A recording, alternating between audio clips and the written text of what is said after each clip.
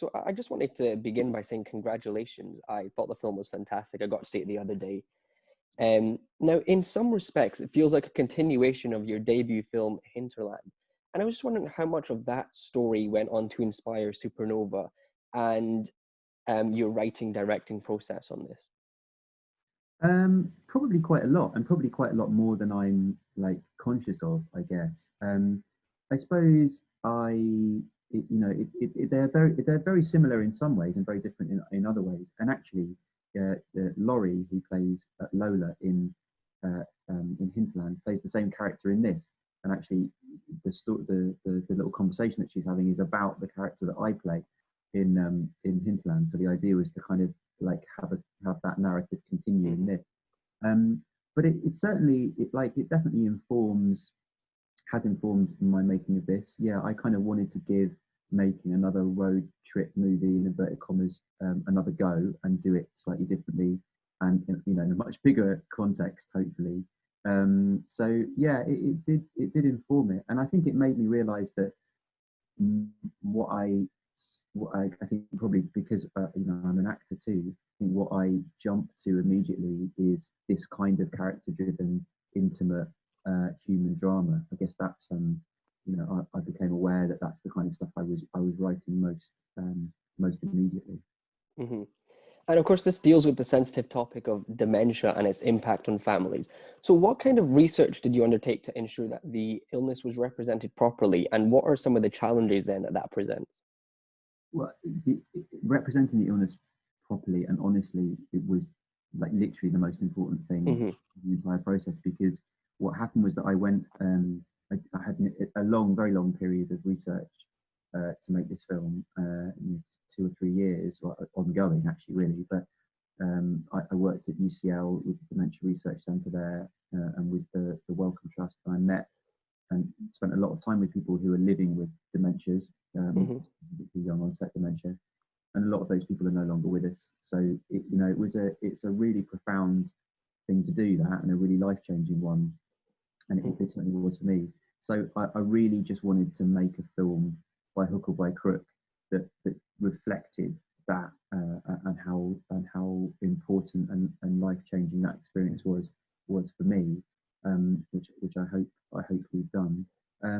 But it is challenging because you're working with people who are going through very difficult times often. You learn a lot about life and love, and how that kind of situation challenges love. And I suppose that's ultimately what I wanted to write about. That's sort of how you're bound together by a situation like this, as much sometimes as you're pulled apart by it. Yeah. And to land actors like Stanley Tucci and Colin Firth must be a dream as a filmmaker, just to know that your material is in such capable hands. So I was just wondering how they got involved in the project, and if there was any reservations casting straight actors to play gay men. Well, it's something we spoke about quite a lot, Stanley and Colin and I. I think ultimately we just wanted to get the best actors to play the roles. And I think that's really what we did. They bring such compassion and humanity to those same-sex roles that I think that sort of maybe transcends all of the other stuff around it. But it was really like immensely flattering to have two people like Stanley and Colin want to get involved in a project that I had written, because well, to put it bluntly, they don't have to get involved in a project like this, especially one on this kind of budget with largely like unknown director at the start of his career or whatever. So it was really flattering that they got involved, and they were just so trusting of me that it was a pretty lovely experience, really. And LGBT cinema is rising in prominence, and so I was just wondering, what do you see your film contributing to the discourse around queer representation? Well, I hope that what it contributes is that it totally normalises that. It's a film not about coming out or any of those things, as important as those films are. But its job, my film's job, is to be progressive in the sense that it doesn't flag those things. you know, that the same-sex relationship and the sexuality of the characters is completely irrelevant to the story, and the narrative doesn't shape it in any way. And that alone felt like, you know, and does still feel like a really original thing to do, and I hope a really important thing to do. And to be honest, that's really been the feedback, which has been incredible, from certainly from people within that community. You know, because it's about the universality of love, and you know, and how we look after each other, and that transcends sexuality for me. So it seems to have spoken to, you know, that section of the audience, you know, really positively, which is great. Mm-hmm. And of course, the film was recently acquired by Bleecker Street for distribution in the US. And with the film reaching more audiences across the world and getting its UK release next month, what do you hope that audiences will take away from Supernova? Well, I really hope that audiences engage with, you know, that there's compassion, but with compassion you can get through, and trust and love, you can get through really challenging times. I suppose that feels a bit more relevant now, you know, than it did when we were making it. So I hope they take that away from the experience, and I hope they question.